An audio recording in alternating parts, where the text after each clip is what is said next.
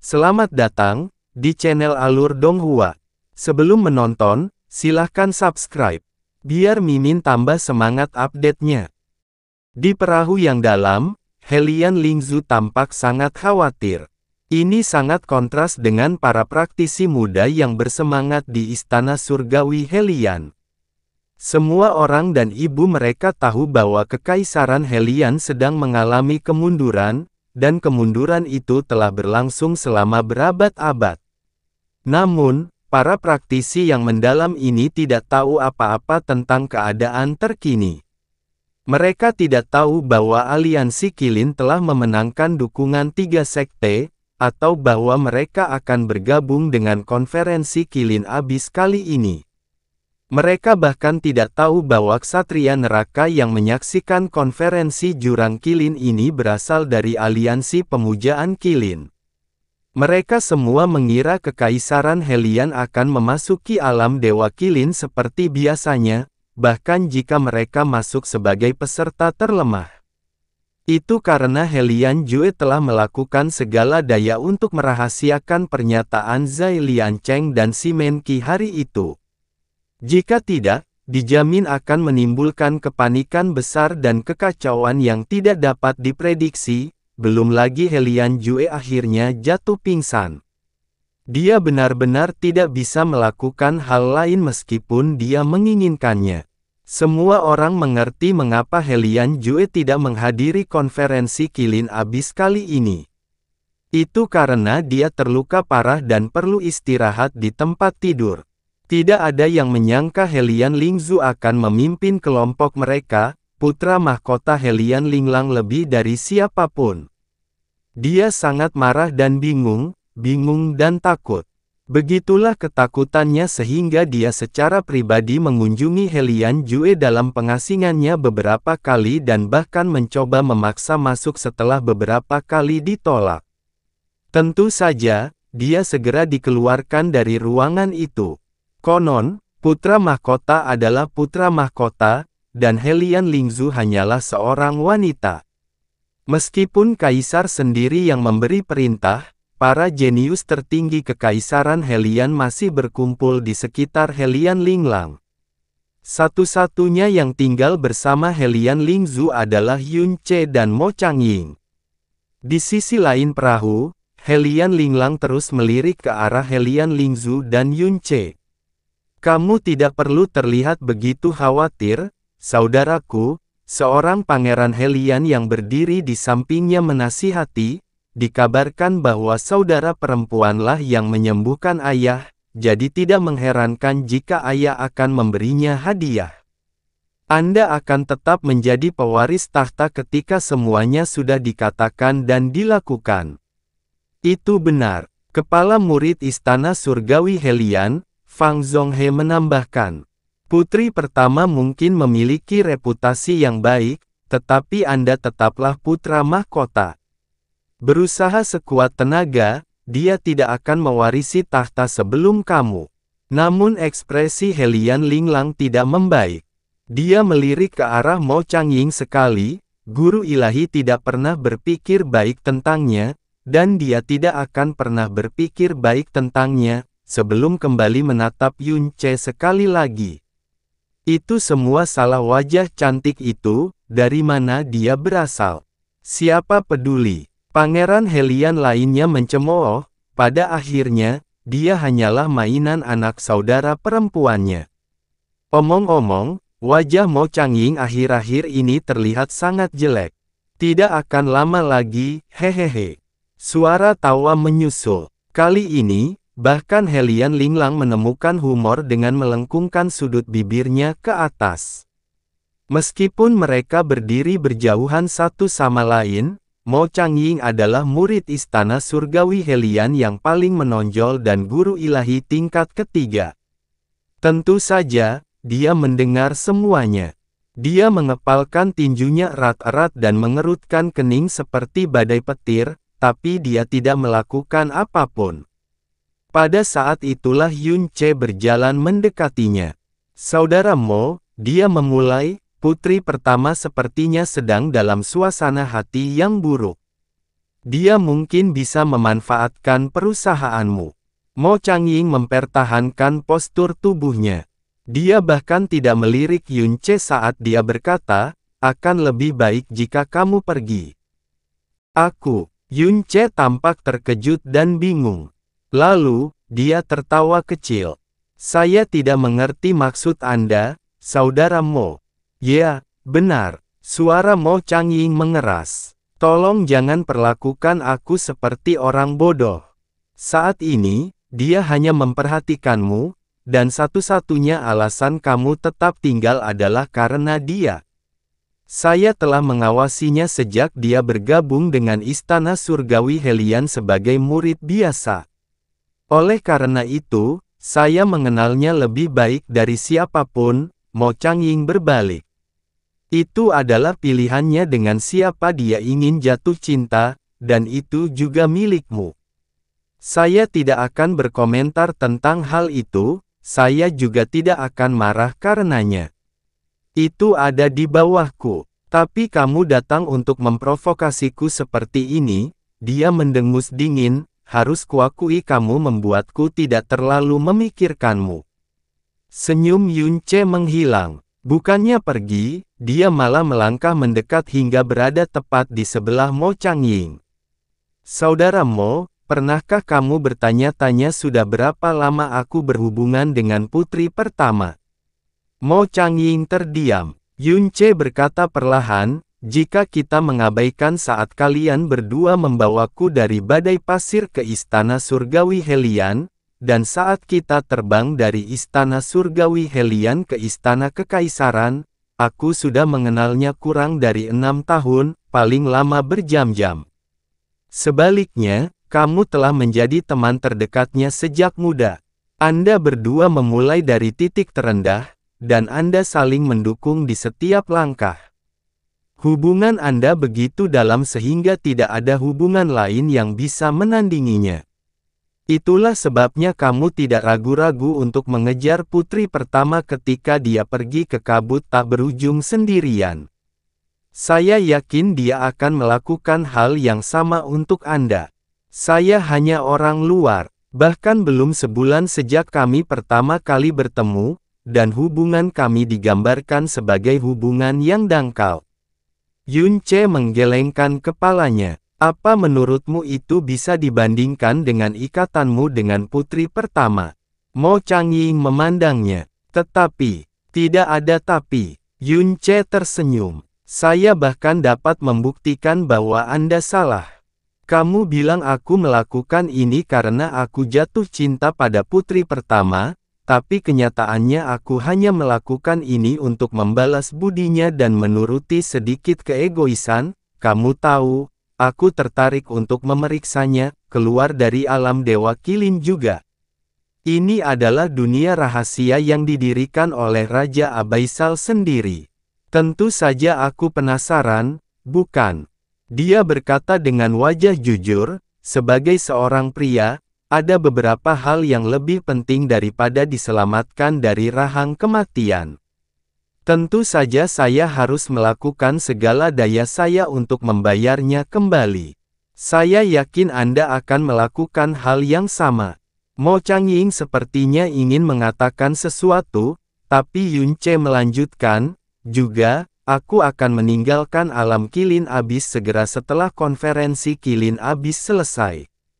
Kita mungkin tidak akan pernah bertemu lagi. Mo Changying berbalik ke arah Yun Ce.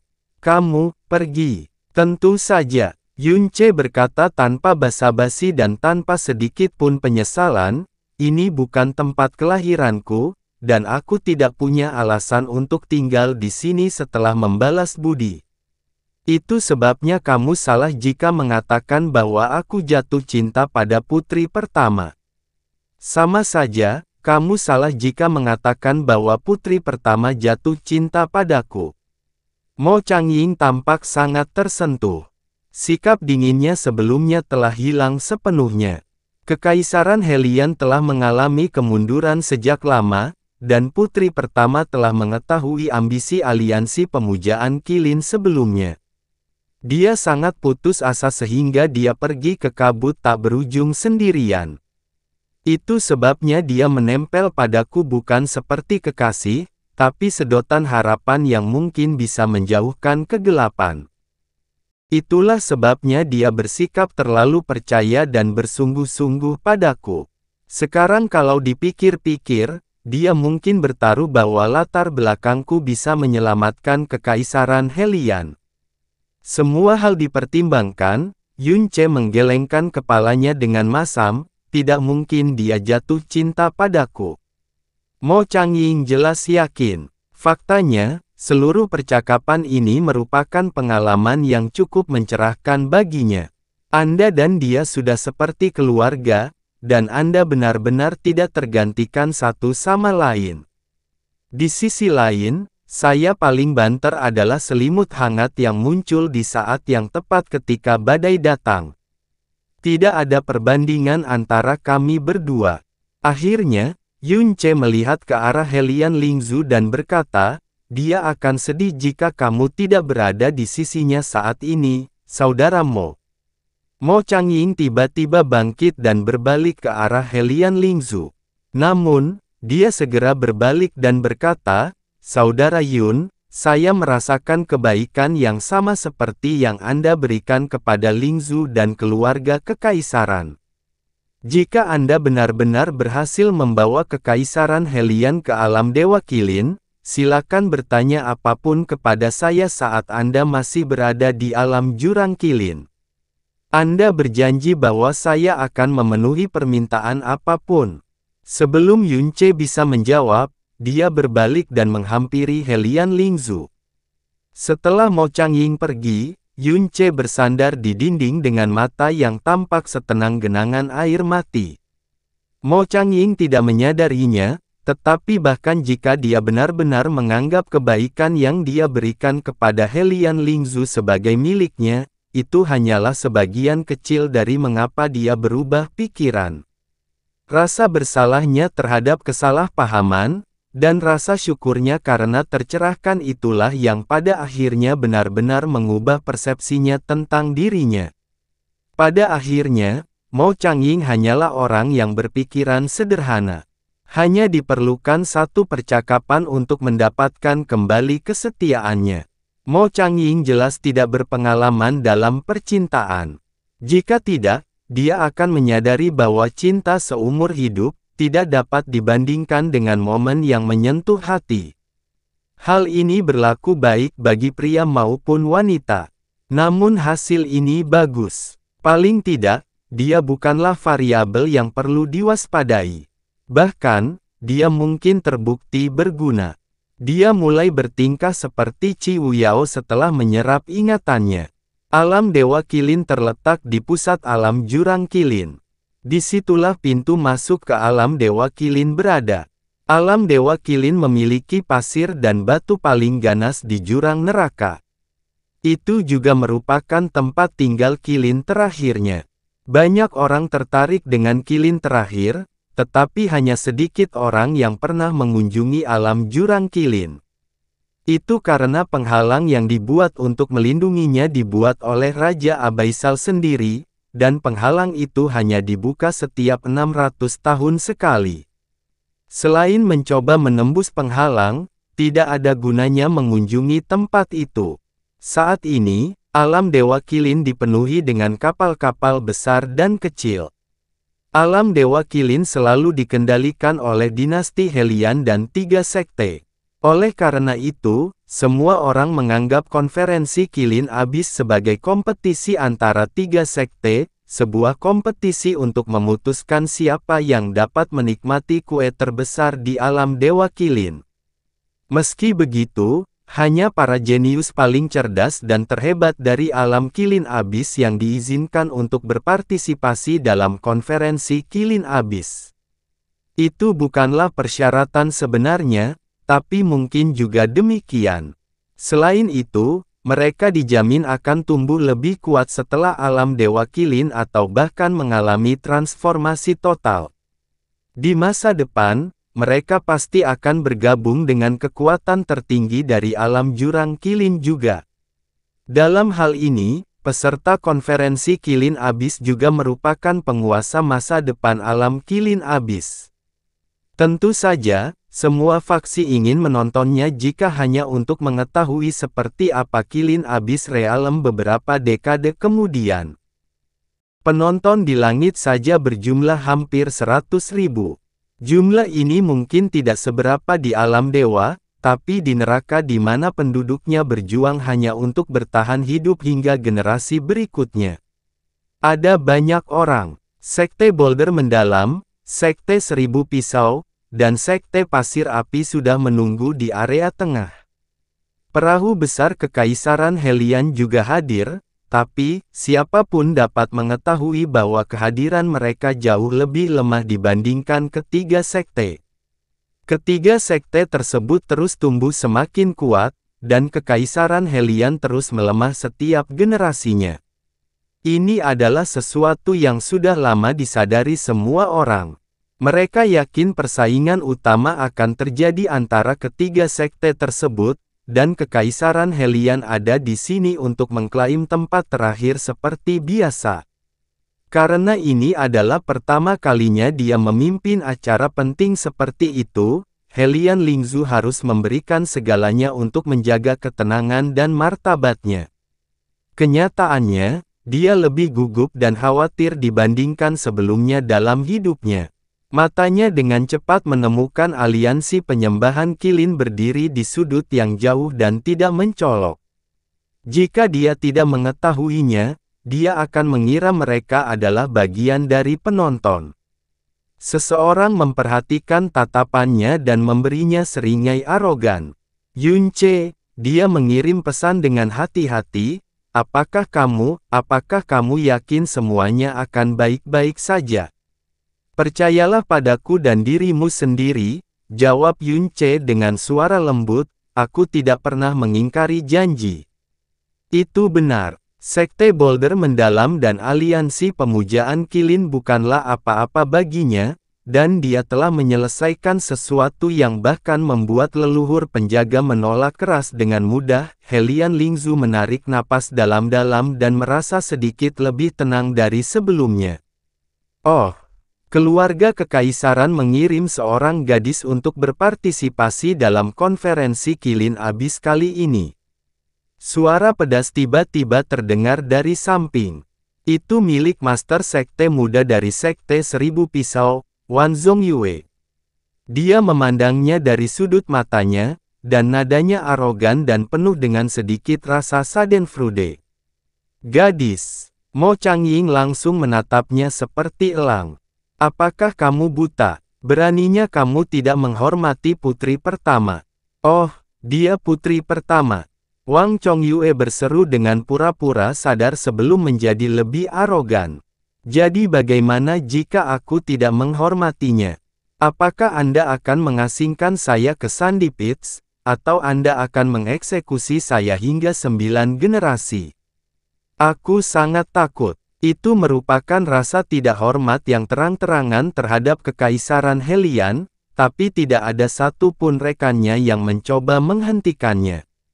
Bahkan, mereka pun ikut tertawa bersamanya. Abaikan dia, kata Hellion Lingzhu. Dia sadar betul bahwa kehadiran kekaisaran hanya akan berdampak pada warga sipil dan sekte kecil hingga menengah. Melawan ketiga sekte, mereka tidak lebih dari bahan tertawaan. Namun, Sekte Seribu Pisau belum selesai menangani mereka. Wang Chongshan, putra bungsu berkata dengan lantang, sudah bertahun-tahun sejak Kaisar Hellion disiksa oleh energi senior Mo yang dalam, dan saya mendengar bahwa dia bisa mati kapan saja. Karena dia tidak muncul untuk sesuatu yang megah seperti konferensi Kilin Abyss, menurutmu, hahaha. Tidak, mungkin dia punya sesuatu yang mendesak yang harus dia tangani. Lebih tepatnya dia takut dan tidak berani menunjukkan wajahnya. Suara tawa lainnya kembali terdengar. Mata Mo Changying terbakar amarah, tapi dia tidak meletus karena Hellion Lingzhu masih mengabaikannya dan menjaganya tetap tenang. Namun Hellion Linglang, wajahnya tampak membiru saat dia bergumam pelan, jika ayah tidak bersikeras untuk hadir, sungguh memalukan. Pada saat inilah Zai Kexi, ketua Sekte Boulder Mendalam Sekte saat ini dan juara konferensi Kilin Abyss sebelumnya terbang ke udara dan menyatakan, waktunya sudah habis. Kami menyambut ksatria neraka yang datang dari Tanah Suci untuk menyaksikan konferensi neraka Kilin tahun ini. Penghalang yang mengelilingi alam Dewa Kilin telah dipasang oleh Raja Neraka sendiri, itulah sebabnya sebuah tanda dewa dari Tanah Suci diperlukan untuk membukanya, dan mengapa kehadiran ksatria neraka diperlukan. Mereka berdua adalah pembuka gerbang dan pengawas alam Dewa Kilin. Kemudian, ketika ketiga sekte perlahan-lahan naik ke kekuasaan, dan konferensi Dewa Kilin menjadi sesuatu, Ksatria Abaisal diundang ke konferensi Kilin Abyss untuk memberikan kesaksian dan sebagai tanda penghormatan. Siluet perlahan melayang ke langit. Baju besi perak yang dia kenakan memancarkan kilatan dingin dan menembus mata dan jiwa semua orang. Lebih dari itu, tanda dewa di punggung tangannya hampir bersinar cukup terang untuk menerangi seluruh wilayah ilahi Kilin. Salam, Tuan Ksatria. Zai Kexi adalah orang pertama yang berlutut. Anggota sekte lainnya segera menyusul. Setiap praktisi mendalam lainnya di tempat kejadian juga berlutut.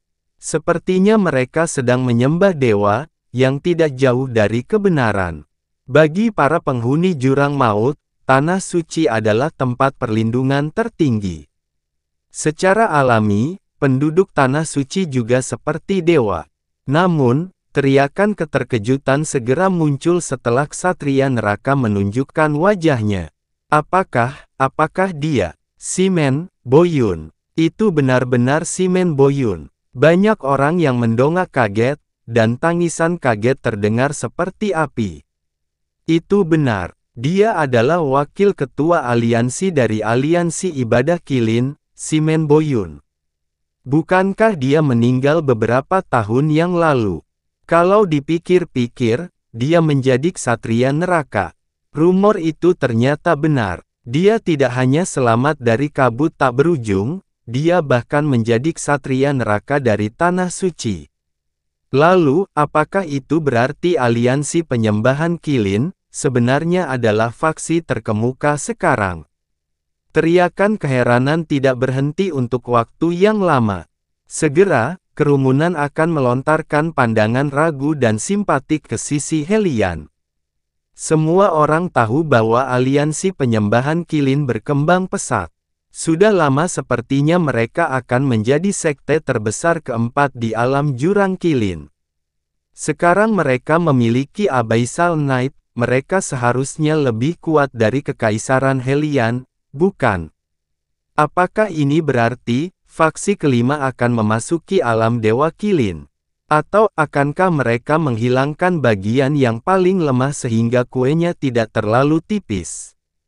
Jika itu masalahnya, mata yang tak terhitung jumlahnya mencari aliansi penyembahan Kilin.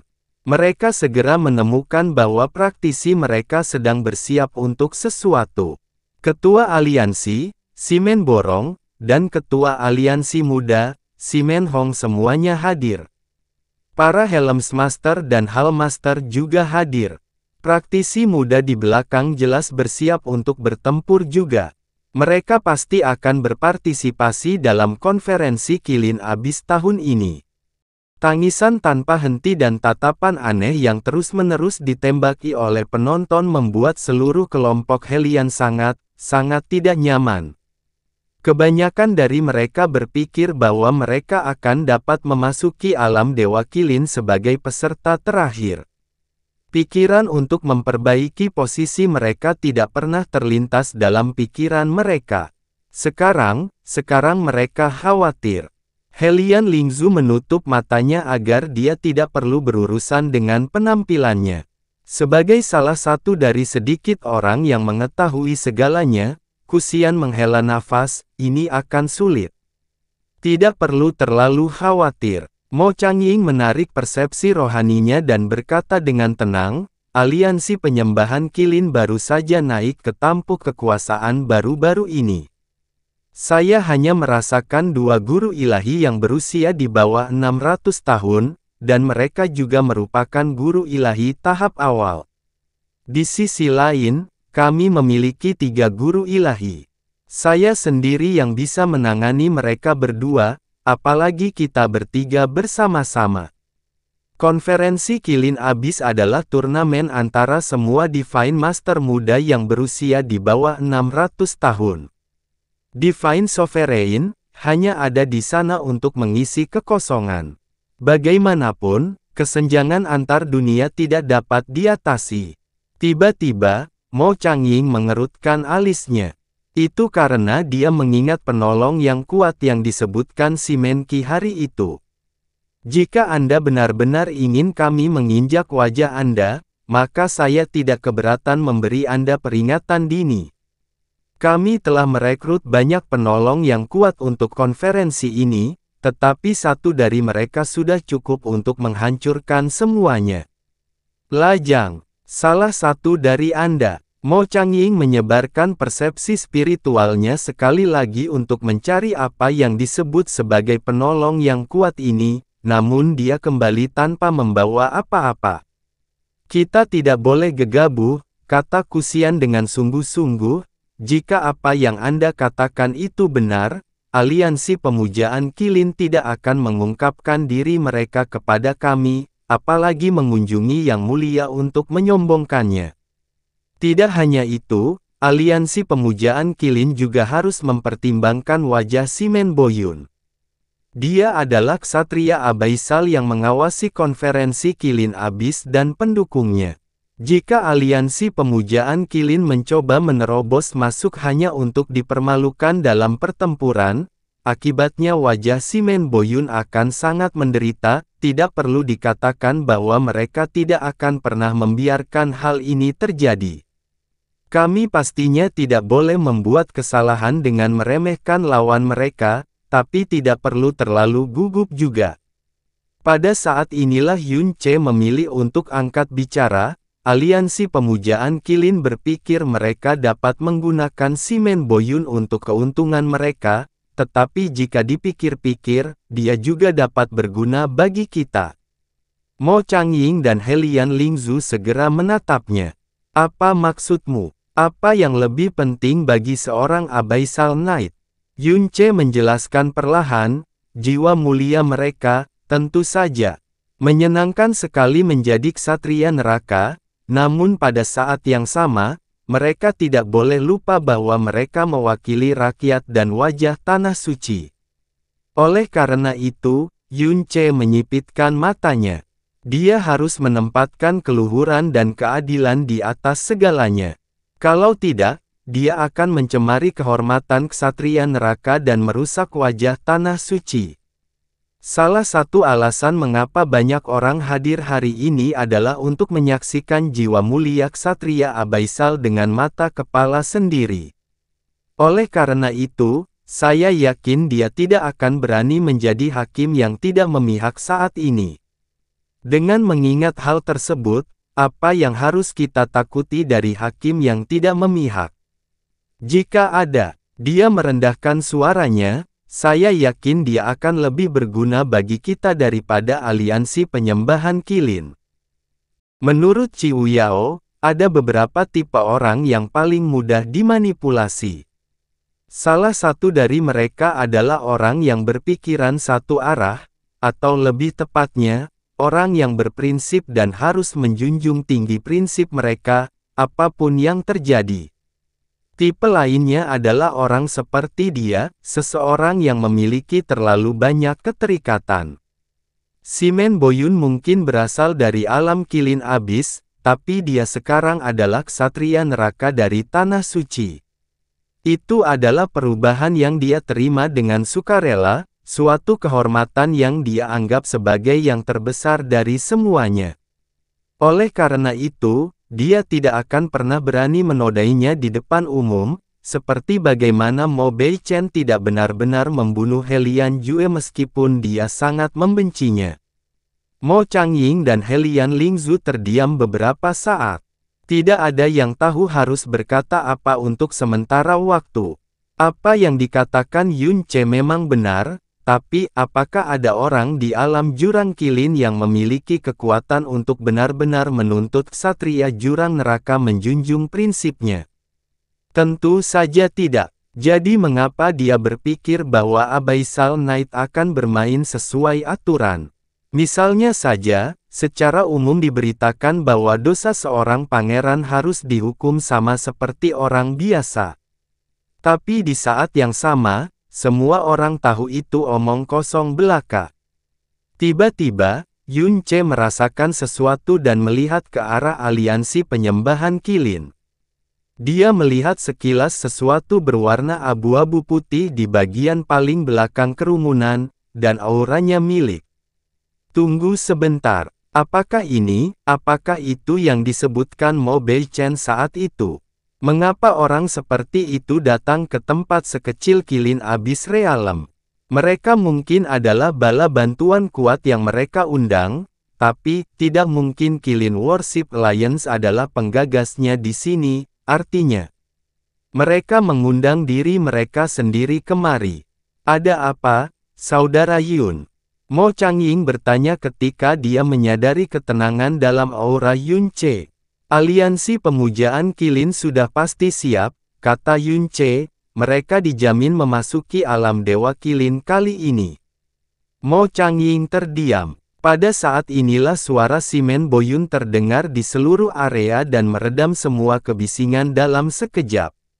Saya Simen Boyun, ksatria neraka yang melayani Raja Neraka dan Imam Besar. Saya datang untuk membuka alam Dewa Kilin sesuai perintah Tanah Suci, dan saya juga akan menjadi saksi dan pengawas konferensi Kilin Abyss tahun ini. Setiap kata yang dia ucapkan mengguncang jiwa dan membawa semacam tekanan yang tidak menerima apapun selain penerimaan sepenuhnya. Kami adalah orang-orang yang melayani Raja Abyssal dan Imam Besar, dan tujuan kami adalah menjaga ketertiban Abyss. Kejahatan, kekotoran, atau ketidakadilan tidak akan ditoleransi. Cahaya menakjubkan yang bersinar dari punggung tangannya memudar hanya setelah dia menurunkan lengan kirinya. Hanya itu yang ingin saya katakan. Andalah yang akan memutuskan bagaimana konferensi Kilin Abyss akan dilanjutkan. Zai Kexi mendongak, alam Kilin Abyss tidak akan pernah melupakan kebaikan Tanah Suci. Silakan lewat sini, Tuan Ksatria. Simen Boyun mengangguk dan duduk di kursinya. Tidak ada tempat di area tengah yang tidak dapat dijangkau oleh matanya. Jauh di atas langit, Hua Caili bertanya dengan kecewa, haruskah saya berpartisipasi dalam konferensi Jurang Kilin untuk memasuki alam Dewa Kilin? Aku sudah memperingatkanmu sejak awal. Suara Hua Qingying memasuki pikirannya. Alam Kilin Abyss mungkin adalah tempat yang kecil, tapi alam Dewa Kilin bukanlah tempat di mana sembarang orang bisa masuk sesuka mereka. Raja Abyssal dan Kilin terakhir juga memiliki hubungan khusus. Alam Dewa Kilin adalah hadiah dan perlindungannya kepada temannya. Hua Caili berpikir sejenak. Apakah belum terlambat bagiku untuk bergabung dengan salah satu pihak ini? Tentu saja tidak. Kamu pikir kamu siapa? Selain itu, usia resmi Anda secara otomatis mendiskualifikasi Anda dari turnamen. Hua Caili menempelkan tangan ke bibirnya dan berpikir keras mencari solusi. Dia jelas tidak mau menyerah begitu saja. Ingatlah bahwa kamu berhutang budi pada Raja Abyssal. Apakah menurut Anda benar untuk mencampuri urusan pribadinya? Dia memperingatkan Hua Caili agar tidak menyelinap ke alam Dewa Kilin. Aku tidak akan melakukannya. Hua Caili menggelengkan kepalanya dan menghela nafas. Baiklah, kurasa aku tidak akan masuk lagi. Aku akan menunggu sampai aku bertemu paman lagi dan, ya. Secara tidak sengaja, dia melihat sekilas seorang pria yang meninggalkan kesan padanya selama dia tinggal di alam Jurang Kilin. Dia tidak lain adalah Yun Ce. Orang yang hari itu ada di sini juga. Dia pasti menatapnya terlalu lama karena Yun Ce sedikit mendongak.